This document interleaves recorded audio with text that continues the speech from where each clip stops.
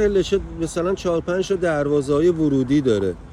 این یکی از دروازه‌هاشه، بهش میگن پورتا ناپولی، یعنی دروازه ناپولی. خب من سرده رو ببین، نقش و نگارهای باستانی.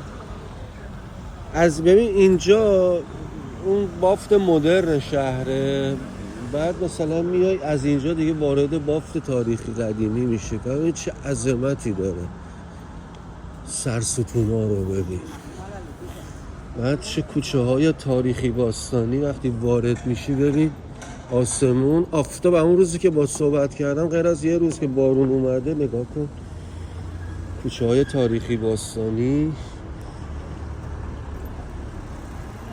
کافه بارای کوچولو، خیلی حس نوستالژی. نگاه کن کوچه رو.